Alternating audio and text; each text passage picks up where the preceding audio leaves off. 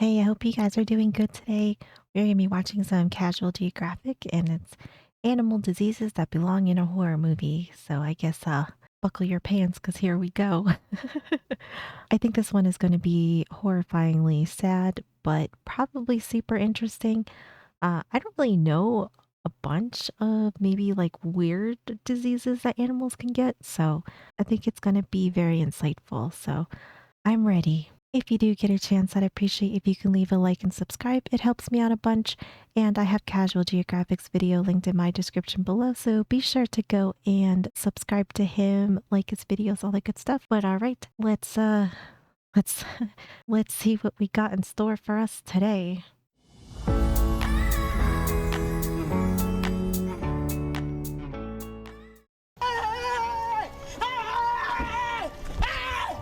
Oh no, what's wrong with it?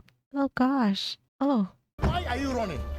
like look at its. Oh no, it's a skinwalker. Why are you running? Spooky season. You knew this was coming. Oh, it's the Halloween special. Very nice, very nice. We're always talking about all the ways nature and the things in it can put you on a shirt, but we never talked about how diseases can have animals permanently parallel to the ground. So that's what this video is. Animal diseases that are rated R for the regret I feel when I see what researching them has done in my search history. Ah! Oh my gosh. Looks terrifying. What happened to this one? Oh my goodness.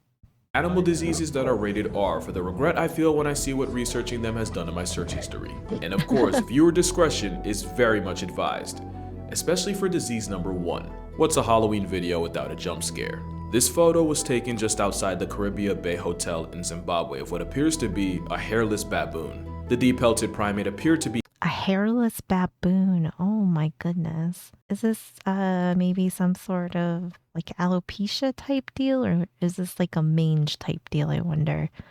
This does look a little terrifying though. Can you imagine if you saw this at night? I'd be like, yeah, I think I'm gonna die.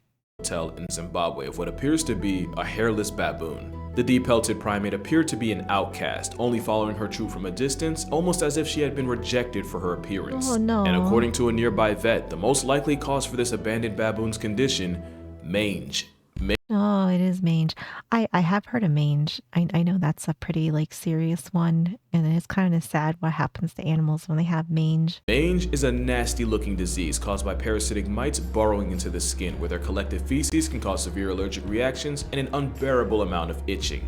That's why the main calling card of mange is turning animals into the most down bad version of themselves. And while the word mangy is usually an insult reserved for dogs, these mites can be a certainty from anything from foxes to bears to porcupines, occasionally birds like eagles, and many, many more.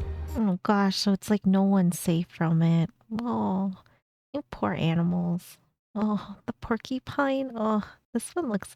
I wonder if it's painful though, because if they're scratching that much that their fur's coming off like that, I wonder, like that cannot feel good, right? Porcupines, occasionally birds like eagles, and many, many more. This one trying to scratch its face. Oh, poor babies. In fact, the legend of the chupacabra was more than likely jump-started by a severely mited up coyote. And in 1996, there was an outbreak of sarcoptic mange that griefed a family of mountain gorillas in Uganda, even expiring one of their babies. The mites themselves aren't a death sentence, but they slowly weaken the target, making them much more vulnerable to infections. And they can easily spread, especially if you're a wombat whose burrow mates with a walking mite mosh pit. The mites are so persistent that in Pennsylvania, a black bear with more than 50% hair loss is considered a lost cause, and not only is it retired from life, it's also incinerated so the past tense bear can't possibly infect any others. And yes, mange is zoonotic, meaning it can be passed on from animals to humans, and when that happens, it's called scabies.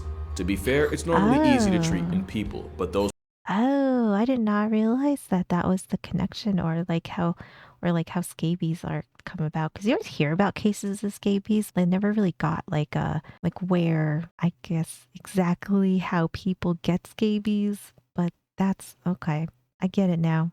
That is very interesting because yeah, it's kind of like not a big deal when people get them. I mean, yeah, it's gross, right? Like nobody wants scabies, but it always seems like it's very treatable. when that happens, it's called scabies. To be fair, it's normally easy to treat in people, but those with weak immune systems or those taking immunosuppressants can find themselves gatekept from a life of comfort. There's also Oh. Demodex mites, which shack up in hair Ugh. follicles, and even a couple species that make their home in the human eye. So yeah, mange just might be the most Oh my aesthetically gosh. upsetting ailment here. The polar opposite Yo, can you imagine having like an eye parasite? Oh, yeah, no. Or like pulling worms out of your eye or something. Oh gosh, yeah, no thank you. of the next disease, because where mange is visually visceral, zoochosis is almost purely psychological. You've probably heard of the condition where animals in captivity do the same thing over and over with no goal or purpose, almost like they're in a trance, and one of the most popular examples of this are those videos of elephants swaying back and forth. Except zoochosis is much more than that. Of course, you have your swaying and almost neurotic pacing around their enclosure, but the zoochosis signature also includes excessive grooming, personal punishment like self-biting and self-mutilation, Oh turning puke no. into an infinite food glitch, and coprophagia, even in animals that wouldn't normally do it. But the disturbing part is, Oh. like mange, it's believed that zoochosis can also be contagious. If an animal is housed next to one exhibiting the stereotypes associated with it, chances are that same animal will too. This captive psychosis is likely triggered by a lack of stimulation and enrichment, and it's more common in higher intelligence animals, especially those that would normally have a wider range. Elephants checking both boxes is likely why 40% of captive turned pachyderms show symptoms of zoochosis. Orcas are one of the smart That's so sad actually that that's how they get zoochosis. Oh my gosh. I didn't actually know of zoochosis other than the video game though. Oh, it shows how much I know about anything, right? But this is really sad though. animals, especially those that would normally have a wider range. Elephants checking both boxes is likely why 40% of captive turned pachyderms show symptoms of zoochosis. That makes a lot of sense though, because elephants are so smart, and if they're not stimulated, then they probably go crazy. That like when people that are in solitary or like they stay or they like stay shut in their house too long or something, and then they kind of lose it. Orcas are one of the smartest non-human creatures alive and can travel well over 40 miles a day for food. And almost a year ago today, in 2022, a captive orca named Oh Hugo my gosh. tragically resigned from reality after violently slamming into his tank wall until he suffered a life-ending aneurysm. And in Oh my god, that is so sad. Holy moly. after violently slamming into his tank wall until he suffered a life-ending aneurysm. And in 2005, a mother hamadryas baboon groomed her baby so excessively that he looked like he came out the womb beefing with wizards. Oh my To be gosh. fair, we can't really prove that this was zoochosis working overtime, but bro got the Mr. Clean Cut. That ain't a fade, it's a flea. But the most popular and Aw. probably most depressing case of chosis was Gus. Gus was a polar bear that lived in Central Park Zoo for 25 years. At one point, visitors and keepers noticed that Gus would spend all day swimming in figure eights, sometimes for up to 12 hours straight. Keep in Oh my mind that polar god. bears can cover nearly 50 miles in a day searching for seals. Not only did the zoo spend 25 grand on therapy for the bear, Gus went on to make history as the very first zoo animal to be put on Prozac. Speaking of which, the Oh 25,000 wow. bones of behavioral therapy Gosh. This makes me really sad. This like breaks my heart for animals. And then they gave him therapy and he was on Prozac.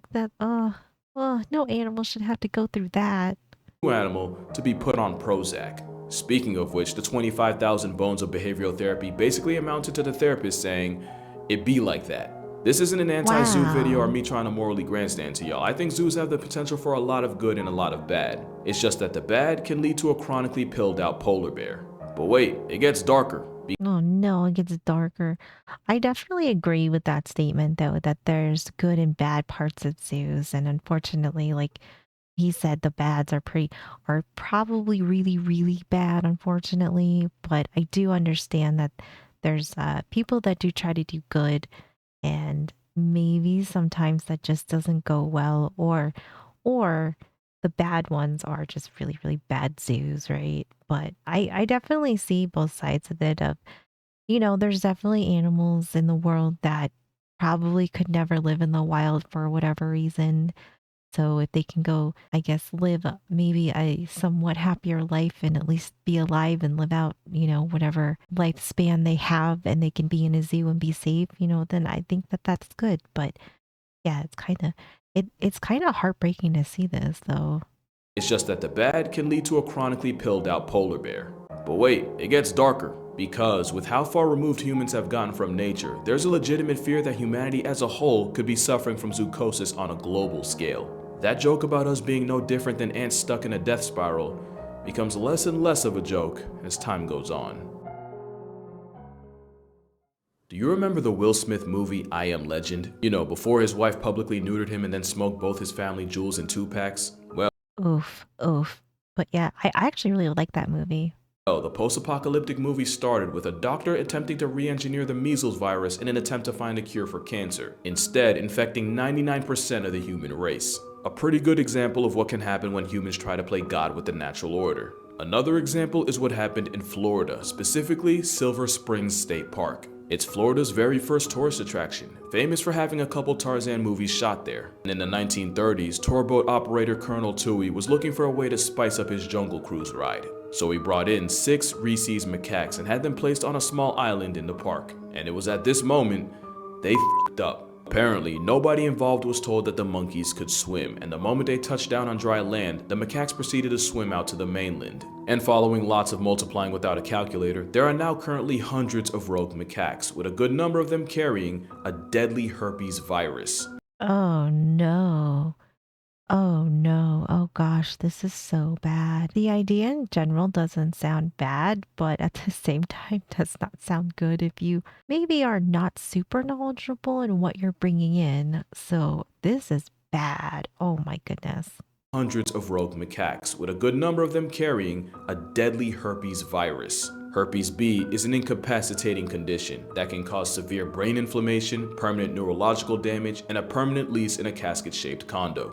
Now, fear-mongering aside, the chances of catching it from a monkey are incredibly rare, but not rare enough to be zero. In 1997, a researcher was working with a Rabies when she was splashed in the eye by indeterminate fluids. Even after immediately flushing her eye out for several minutes, the 22-year-old died December 10, 1997, almost exactly 6 weeks after first being exposed.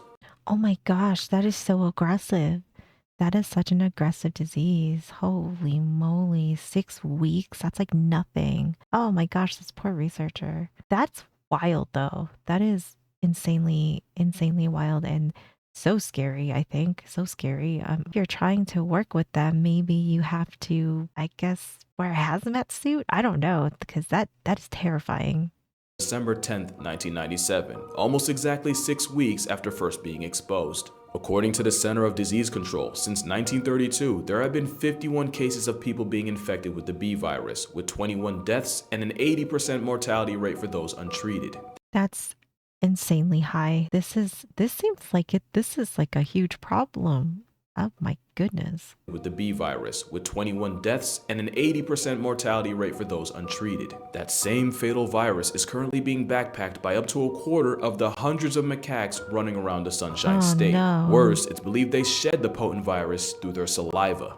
So far, there's no known case of one of these Marion County monkeys passing off the virus to a human. The problem is, the monkeys have managed to lose their natural fear of humans, and there was even one incident where the park had to be shut down after a family was threatened and chased by an especially malicious macaque. It's the worst kind of invasive, and it's 100% our fault, and although the virus peddling primates haven't caught a human body, it's definitely one of those cases of F around and find out. Yeah, I think it's just a matter of time, and I don't know how you keep people safe when you have hundreds, and I don't think there's anywhere that they can't go, I'm assuming. I assume that they're like in like certain areas, but there are people in those areas, then I think it's probably inevitable that at some point somebody is probably going to be infected. That's really scary. Peddling primates haven't caught a human body, it's definitely one of those cases of F around and find out. One of the most unsettling diseases in nature is a sickness that affects deer, known as chronic wasting disease, called so because it essentially destroys the animal from the inside out. In fact, this type of disease is a transmissible spongiform encephalopathy, a name that literally comes from the fact that it causes several sponge-like holes in the brain. It's like the forbidden final boss of trypophobia, and it's caused by a single misfolded protein known as a prion. This prion triggers a chain reaction where the only outcome is a canceled life subscription, and the only thing the victim can do is wait for the sweet release of death. Here's what the endgame of a deer with CWD looks like. It starts with a misfolded protein affecting and altering perfectly normal proteins. It's almost like a cellular level cheese touch, and the moment it starts, it's already over. Step 2 includes the prions exploding in numbers exponentially and accumulating in the body, the whole time the deer, elk, or moose looks and acts perfectly normal. The deer can walk around with this disease for 2 whole years before the chronic Oh, becomes critical. wow. That's a long time. So this thing plays the long game with it. Can walk around with this disease for 2 whole years before the chronic becomes critical. Eventually, it escalates to the point where the prions manage to break into the blood-brain barrier, where they start destroying neurons, putting enough holes in the brain to get it cursed out by an octopus, and slowly wasting the poor, unexpecting deer. Deer with CWD seem unable to process anything around them, including danger, Oh, and if no. predators or playing freeze tag on the freeway doesn't take them off the senses, they die a slow and painful death to starvation as their brains shut down. Oh my gosh. Oh my gosh, that's so heartbreaking. It's like I always feel like I'd rather know that animals just die of old age or I guess maybe taken out quickly if they're going to get eaten. But these are like, oh, it's like torture. Oh gosh. Off the senses, they die a slow and painful death to starvation as their brains shut down. The worst part is, the nightmare doesn't end once the deer does, since the prions responsible can exist in an area years after the victim and can even be absorbed by plants in contaminated soil. That's assuming they don't just leach into groundwater. In fact, the only surefire way to eliminate a prion is literally that: fire. Except, it's not as simple as cremating a casualty. That'd be too easy. It's said that it takes heat at a minimum of 900 degrees Fahrenheit or 482 degrees Celsius to properly pack up a prion, and some sources say to hike that up to 1800 to be safe. But the part that makes prions Oh my gosh. So they can survive like really, really hot temperatures. I wonder how, on top of we are of monitoring, how, I guess, like how quickly they can notice if these deer get sick so they can, I guess, deal with it as quickly as possible. pack up a prion, and some sources say to hike that up to 1800 to be safe. But the part that makes prions one of the most horrific things not native to a horror movie is where they come from. It's believed there are 3 main factors that cause prion diseases. Genetics play a relatively small part, with only 10 to 15% of cases in people being attributed to them. The second, and by far most common cause, is the disease being sporadic. Basically, that just means that not even science can fully explain where they come from, but that No, so it just like happens. Oh my gosh, I hate that. I hate stuff like that. That's like that because I feel like that's scarier than at least knowing like how things come about. And when it's like totally random and it could just happen to you, I think that that's way more scary. being sporadic. Basically, that just means that not even science can fully explain where they come from, but that it's like it happens out of nowhere. And the third is an infected deer contaminating something like a water source or a feeding station with body fluids and passing it off to the next. And remember, not only can prions insist on existing years after the fact, keep in mind that most infected deer look no different from any other right until it's time to disconnect from interface eternally. That means that the 3 main causes of wasting disease are completely RNG, and that is remarkably terrifying. And it's Yes. not just deer that can get packed up by prions. That is absolutely terrifying. That is so crazy. And that is I've never heard of this. Or maybe I have. I don't know. Like this really doesn't sound super familiar to me. So I'm gonna say like I don't think I've heard of this one. remarkably terrifying. And it's not just deer that can get packed up by prions. There's mad cow disease in cattle and scrapie in sheep, named after the fact that it can cause them to compulsively rub up against things like fence posts until they literally scrape their wool off. There's even a gosh. human equivalent, Creutzfeldt-Jakob disease. And while there's no known reports of a human ever catching CWD, specialists have warned that with the thousands of CWD infected animals eaten by people a year, there's growing concern that the disease may eventually be transmitted to people. But maybe Oh gosh, that's not scary to think about at all. Oh man. there's growing concern that the disease may eventually be transmitted to people. But maybe it's still a lot better than the last, and in my opinion, the most horrific disease in this video. Because not only is rabies one of the harshest death sentences nature can serve, Oh yeah, rabies is so savage. It's so heartbreaking to see rabies too because it's just that like these animals like have no idea what they're doing and it's like they're just out of control and it's sad. it is 100% transmissible to humans. Rabies is said to bury nearly 60,000 people a year, and since the most common way to get it is I didn't realize it was 60,000 people a year though. That's a lot. I did not realize it was that high. Rabies is said to bury nearly 60,000 people a year, and since the most common way to get it is through dog bites, it's the worst in places with a high stray population. Which is why India, a country that criminalized murking stray dogs, has about 20,000 names crossed off the census a year by rabies. Oh And it's wow. children that are especially at risk, with about 40% of deaths coming from those 15 years old or younger. Here's what it's like to be turned into a statistic by rabies. It starts with the virus entering the peripheral nervous system, usually through a bite. Then, it travels inside you through nerves until it reaches part of the central nervous system, or the spinal cord. From there, it's a straight shot directly to the brain, and at this point, you can start drafting your will cause ain't no way. While you can treat the virus before it reaches the brain, once it does, you're almost guaranteed to become a WUS. The virus then multiplies, then spreads throughout the body, slowly killing you from the brain out. But the underrated and truly sinister aspect Oh of gosh. rabies is how it seemingly rewires your brain for its own purposes. One of the telltale signs of rabies is a crippling fear of water, where just the sight or suggestion of it can cause incredibly painful spasms in the throat and larynx.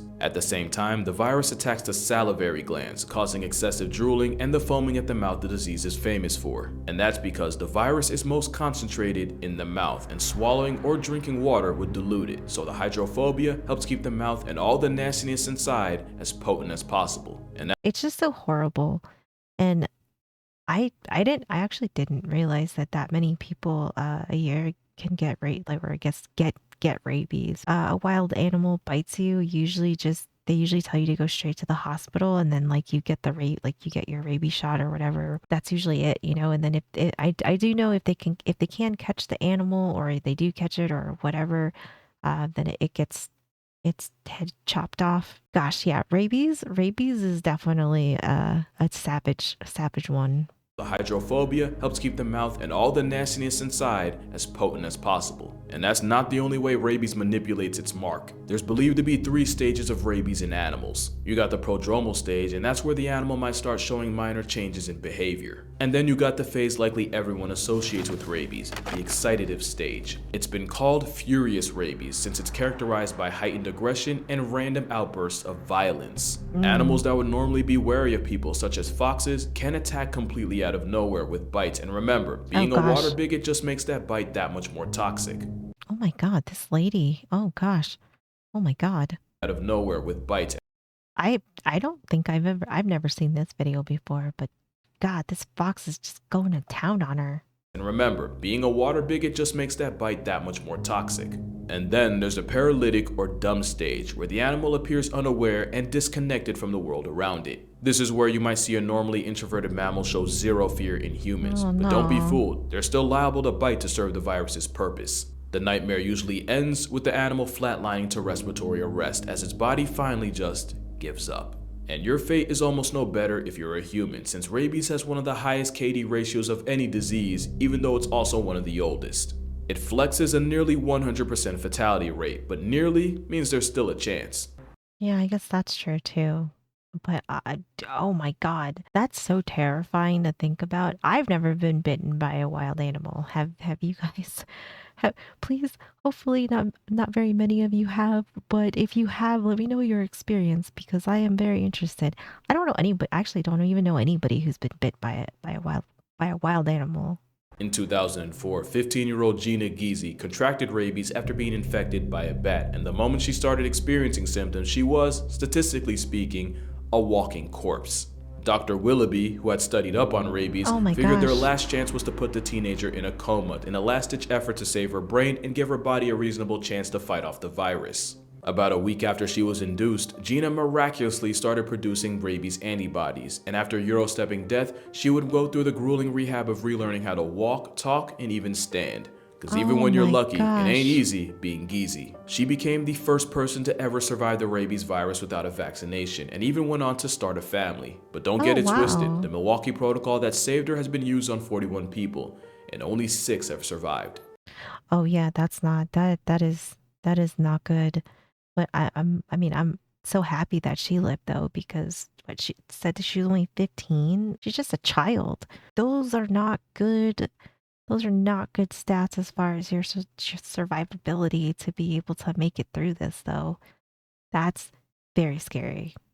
The ones that do still run the risk of waking up severely disabled, which is the best you can do when negotiating with death, since that's exactly what treating rabies is. It's a horrifically debilitating disease, and even though it takes about 1 to 3 months to show symptoms after being infected, there have been cases of people walking around with the virus for 7 years. At the same Oh time, my if the God. virus manages to invade you close enough to your brain, you can easily be down bad less than a week after being exposed. With a virtually 100% kill rate, and the thousands that lose their lives to it a year, it's definitely one of the most unforgiving viruses out there. Which is why the greatest basketball player of all time isn't Michael Jordan, LeBron James, or even Kobe Bryant. It's Manu Ginobili. Because during a Spurs-Kings game in 2009, a bat managed to find its way inside the arena, causing everyone to immediately panic. Until the 6'5" Argentinian backhanded the bat and put it out of commission, Oh, and proceeded to help wow. lead his team to a 20-point win, along with a victory by TKO against the bat.